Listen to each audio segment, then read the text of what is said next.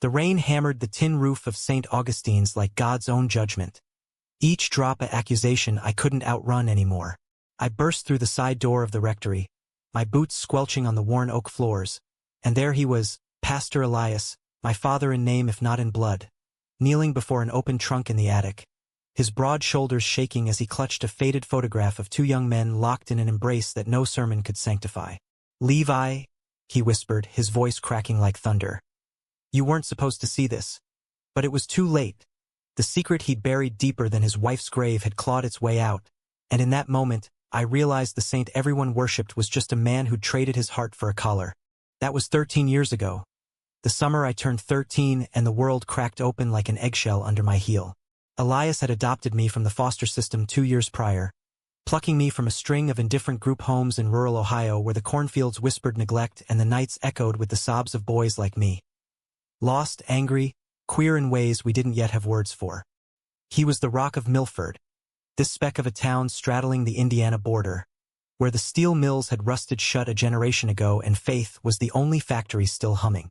Folks called him Saint Elias behind his back, not just for the miracles he spun from Scripture, turning water into hope for the jobless, wine into solace for the grieving, but because he looked the part, tall and silver-haired, with eyes like polished river stones and a voice that could coax confessions from the devil himself. But saints don't sweat in the confessional, and that night in the attic Elias did. The trunk was a relic from his seminary days, tucked under floorboards he'd sworn were solid as the gospel. I'd snuck up there chasing a stray cat that had wandered into the churchyard, its mules mocking the hymns drifting from evening vespers below. The air was thick with dust and mothballs, and the photograph slipped from his fingers like a sin finally absolved. Him, maybe 25, shirtless on a sun-baked California beach, arms wrapped around another man whose face was half-shadowed but whose grin screamed freedom. They were kissing, fierce, unapologetic, the kind of kiss that defies floodlights and floodwaters. I froze in the doorway, my heart pounding louder than the rain outside. Elias's head snapped up, his face draining of color faster than holy water on unhallowed ground. "Boy," he rasped, scrambling to shove the photo back. "This ain't what it looks like." But it was exactly what it looked like. And in the split second before he lunged to close the trunk, I saw more. Letters bound with twine, yellowed at the edges, addressed to my Jude in a handwriting that trembled with longing. Jude, the name lodged in my throat like a fishbone. He pulled me into a hug then, fierce and fumbling, his cassock smelling of incense and regret.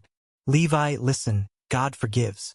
He forgives everything, if you just—" But I wriggled free, bolting down the stairs, the cat forgotten. I didn't cry until I was in my room, the one he'd painted blue to match the Ohio skies, burying my face in the pillow that still carried the faint scent of my last foster mom's cheap lavender detergent. That night, I learned 2 truths. 1, that love could be a crime in the eyes of the righteous. And 2, that the man who'd saved me from the streets was drowning in his own unspoken hell. The years that followed were a tightrope walk over Milford's moral chasm. Elias threw himself into his role with a fervor that bordered on frenzy, preaching sermons on redemption that left the congregation weeping into their hymnals. "We are all prodigals," he'd thunder from the pulpit, his voice echoing off the vaulted ceilings adorned with frescoes of forgiving Christs, returning to a Father who asks only for our broken hearts. The town ate it up. Old ladies baked him pies laced with pecans from their pecan trees. Mill workers, their calluses softened by his prayers, slipped envelopes of crumpled bills into the collection plate. He adopted the persona of the widower saint seamlessly. His wife, Clara, had died in childbirth before I came along, leaving him with a ghost story instead of a family. No one questioned why a man in his 40s had no pictures of her on the mantel, or why his eyes lingered a beat too long on the new youth minister's easy smile. I played my part too, the grateful son, acing algebra at Milford High and volunteering at the church soup kitchen, where the air smelled of canned beans and quiet desperation. But the trunk's shadow followed me like a bad habit. I'd catch Elias staring out the rectory window at dusk, his reflection superimposed over the goldenrod fields, and wonder about Jude, who he was, where he'd gone, if he died in one of those anonymous ways that claimed men like them in the 80s, back when AIDS was God's wrath wearing a lab coat. Elias never spoke of it, and I never asked, not until the summer I met Xander. Xander Hale blew into Milford like a haboob off the plains, all dust and fire and unspoken storms. It was June of my senior year, the air thick with firefly promises and the distant rumble of combines harvesting the soybeans. He was 17, transferred from some nowhere town in Kansas after his folks split in a divorce that left scorch marks on the family Bible. His dad, Harlan, took a job at the feed store, tall and taciturn, with a mustache like a broom bristle, while Xander enrolled at Milford High, his leather jacket and faded band tees marking him as trouble from the jump. I first saw him in the church parking lot, leaning against a rusted Chevy pickup, cigarette dangling from lips that curved like a challenge. He was beautiful in that rough-hewn way Midwestern boys sometimes are. Sun-bleached hair falling into hazel eyes flecked with gold, shoulders broad from baling hay, and a jawline that could cut glass. But it was his laugh, low and reckless, spilling out as he joked with the mechanic fixing his taillight, that hooked me. I was hauling hymnals from the van, sweat trickling down my spine under Elias's watchful eye, when our gazes locked. Time stuttered. The world narrowed to the flick of his lighter, the ember glowing like a secret shared. That night I couldn't sleep.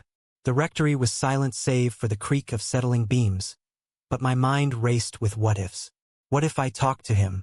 What if he saw the fracture lines in me, the boy who'd memorized psalms to drown out the ache of wanting? Queer wasn't a word we threw around in Milford.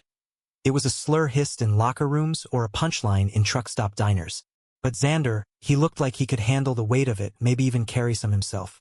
Our paths crossed again at the county fair, amid the whirl of cotton candy clouds and the greasy sizzle of funnel cakes. Elias had dragged me there for community outreach, manning a booth where we handed out tracts disguised as prize tickets. Xander wandered up, feigning interest in a ring toss game rigged against sinners, his grin sly as he palmed a pamphlet. "You the pastor's kid?" he asked, voice drawling like molasses over gravel. "Adopted," I said, too quick, heat rising in my cheeks. "Levi." "Xander." He tossed a ring and missed spectacularly, but his eyes never left mine. "This town's drier than a boneyard. You got any real fun around here?" I swallowed, glancing at Elias chatting with the mayor's wife 10 feet away. "River's edge after dark. Skip the stones if you can find him." He nodded, like we'd just sealed a pact, and sauntered off toward the Ferris wheel, leaving me adrift in the scent of his cologne. Something cheap and citrusy, undercut with motor oil. We met at the river that night, the Wabash murmuring secrets under a moon fat as a harvest one. I biked there on Elias's old Schwinn, heart hammering harder than the cicadas' chorus. Xander was already there, skipping stones with lethal accuracy, each plink a punctuation to the tension coiling in my gut. "Knew you'd show," he said, not looking up. "Town like this, you either drown or learn to swim." We talked for hours about his mom's new boyfriend in Wichita, a rodeo clown with a laugh like breaking glass. About my foster days, the ones where I'd steal library books on Greek myths just to read about Achilles and Patroclus without anyone knowing. He didn't flinch when I let slip the attic story, just nodded like he'd heard worse. My old man caught me with a comic once, Batman and Robin edition. Burned the whole stack in the backyard. Said it was the devil's doodles. His voice softened then, eyes on the water. "But hell, Levi, if God's got a problem with two guys wanting the same thing, maybe he's the one who's lost." I don't know who leaned in first, but our kiss tasted like river mist and rebellion. Tentative at the edges, then fierce, hands fisting in flannel shirts as if we could anchor each other against the current. It wasn't about bodies. It was about recognition, the electric hum of finally being seen. We met like that all summer. Stolen hours by the water, whispers in the back pews during youth group. His fingers brushing mine under the diner table at Millie's, where the pie was always apple and the gossip ran sweeter. Xander made me believe in grace. Not the kind Elias preached, but the raw, unscripted kind that blooms in the cracks of a broken world. But Milford doesn't suffer fools or fractures lightly. Whispers started in September, when school kicked back in and Xander's easy charm started turning heads. Girls giggled in the halls. Boys jostled him with backslaps that lingered too long. Elias noticed too, his sermons sharpening like a whetstone on steel. "Beware the wolf in sheep's clothing," he warned one Sunday, his gaze flicking to me in the front row. "For even the flock can stray." I chalked it up to fatherly worry, but the trunk's ghost stirred. reminding me how secrets fester. Then came Harlan Hale's poker nights at the VFW hall, where the air reeked of stale beer and defeat. Xander dragged me to one, swearing his dad wouldn't mind, but Harlan's eyes narrowed over his cards, mustache twitching like a divining rod for sin. Pastor's boy, huh? Elias always was too soft on strays. The words landed like hooks, but I laughed them off, until Xander pulled me aside in the gravel lot, his breath hot against my ear. Ignore him. He's just mad, 'cause Mom left him for a woman. Thinks it's contagious. That should have been the warning, the first crack in our fragile idol. Instead, it bound us tighter. We dreamed aloud that fall, of escaping to Chicago after graduation, where the streets pulsed with possibility and pride flags flew like battle banners. Xander would fix trucks. I'd study literature at some community college, devouring Whitman and Baldwin until the words filled the hollows in me. We'll build something real, he'd say, tracing constellations on my palm under the blanket of stars. No hiding, no saints or sinners, just us. But betrayal has a way of slithering in unannounced, wrapped in the piety of good intentions. It started with a letter, not from the trunk, but from the mailbox, postmarked San Francisco in elegant script. Elias found it one crisp October morning, his face ashen as he read it by the kitchen window, the percolator hissing like a serpent. I was buttering toast, pretending not to watch, when he folded it away with trembling hands. "Old friend," he muttered. "Nothing for you to worry on." But worry clung like burrs. That night, I overheard him on the phone in his study, voice low and laced with longing. "Jude, it's been 20 years. I can't just up and leave. The boy, Levi, he needs me." Pause heavy as lead. "No, it's not like that. But God, I miss you. Every damn prayer's a lie without you." Jude was alive. Jude was calling him home. And in that revelation, I saw the web of my own life unspooling, Elias's adoption of me not just mercy, but a shield, a way to bury his heart under layers of paternal duty. Rage bubbled up, hot and righteous, but so did pity, twin serpents twisting in my chest. I confronted him the next day, cornering him in the garden where the roses bled red against the graying sky. "Is it true? You love him still?" The words hung there, brittle as autumn leaves. Elias sagged against the trellis, the saint's mask slipping. Lévi, son. "It's complicated. Back then, we thought we could outrun it. Joined the seminary to prove we were cured. But love don't cure. It just waits." Tears carved tracks down his weathered cheeks. "I stayed for the flock. For you. But Jude, he's dying. AIDS, slow this time with the new meds. Wants me there at the end." The confession cracked something in me. A dam I'd built from silence and stolen kisses. "And what about me? Am I just another lock on your closet door?" I stormed off, blind with hurt, straight to Xander's arms that evening by the river. He held me as I spilled it all, the trunk, the letters, Elias's divided soul. Xander listened, his silence a balm, until he pulled back, eyes shadowed. "Your old man's got guts, carrying that alone. But you're free, Levi. Don't let his ghosts chain you." We made love to words that night. Not bodies, but promises etched in the damp earth. Forever. Escape. Us against the unraveling world. But dawn brought Harlan's pickup roaring into the churchyard, brakes screeching like a verdict. He burst into the rectory, face purpled with fury, a crumpled note in his fist. The one I'd seen Xander scribble last week. A love letter I'd tucked into his jacket, careless in my haste. "You filthy little..." Harlan lunged, but Elias stepped between us, calm as a colossus. "Harlan, easy now. Let's talk this through, brother." "Talk? My boy's ruined. Sodom and Gomorrah under your roof." He shoved the note at Elias, who scanned it, his expression fracturing from shock to sorrow. Xander arrived then, breathless from running, and the air thickened with accusations. Harlan's bellows, Elias's pleas for grace, my own voice lost in the fray. In the chaos, Xander met my eyes, and I saw it. The flinch, the flicker of doubt. He told Harlan. Not in words, perhaps, but in hints, in the way he'd started pulling back during our walks, muttering about keeping it cool for his dad's sake. Betrayal bloomed cold in my gut, sharper than any knife. The confrontation spilled into the street, neighbors gathering like crows to carrion. Harlan dragged Xander away, tires spinning gravel as they fled. Elias turned to me, hand outstretched.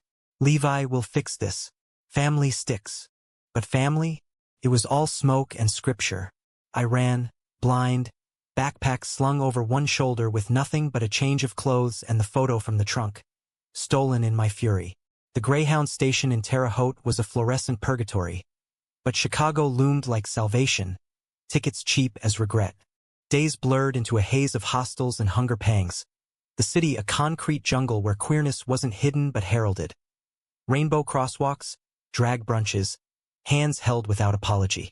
I crashed on a couch in Boys Town, waitressing at a dive bar where the tips were good and the glances warmer. Letters came from Elias. Pleas for forgiveness, updates on Jude's fading light. Come home, son. Redemption's not a solo act. I burned them, one by one, ashes scattering like failed prayers. Xander's silence was the deepest cut. No calls, no postcards.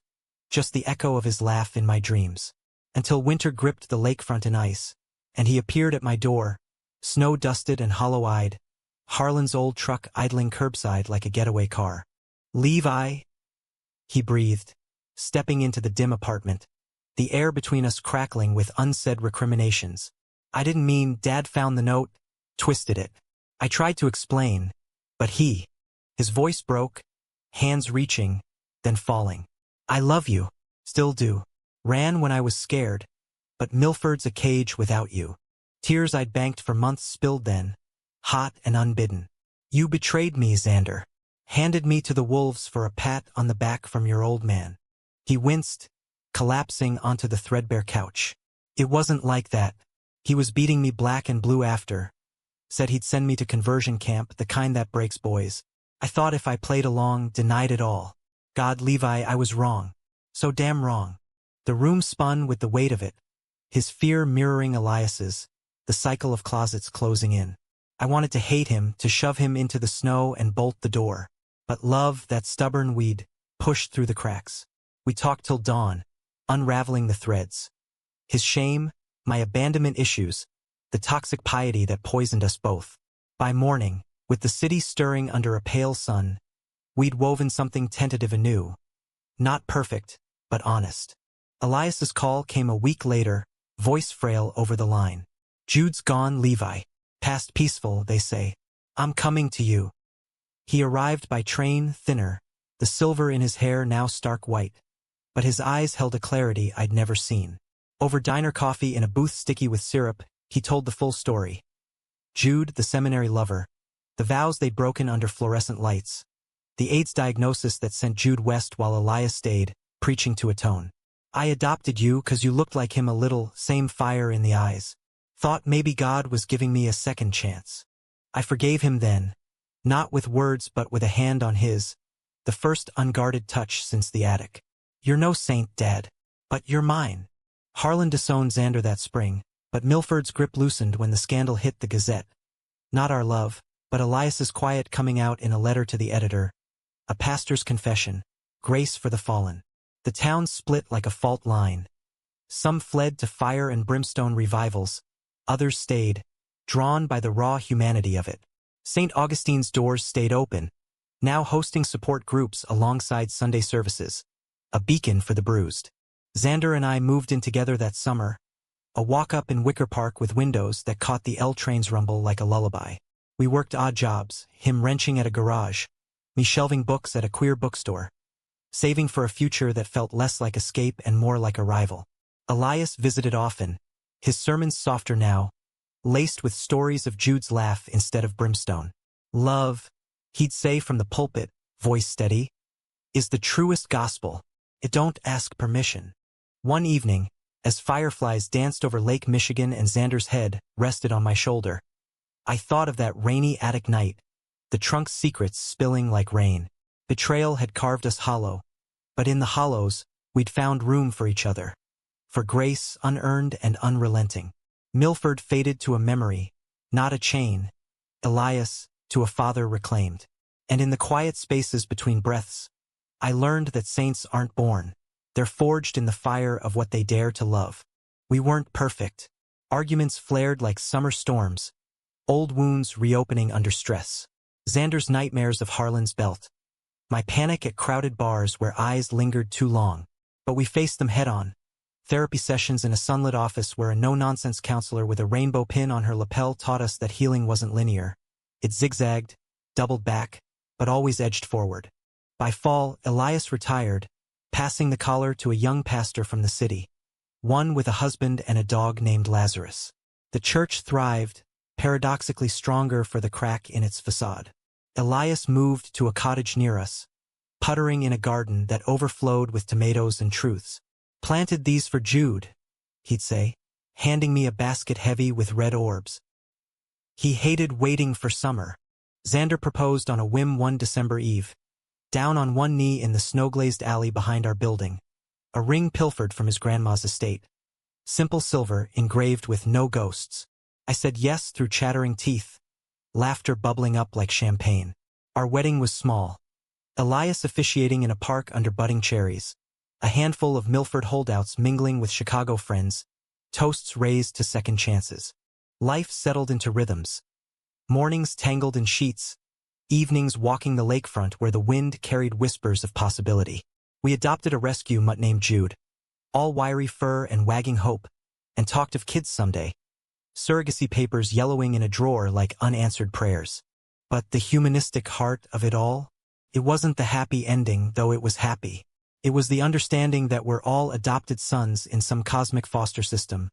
Flawed, fractured, fumbling toward light. Elias taught me that. Xander lived it with me. And in the end, as the church bells of a distant steeple tolled vespers, I knew. The real story wasn't the secrets we'd buried, but the loves we'd unearthed, raw and radiant, under an American sky vast enough for all our becoming.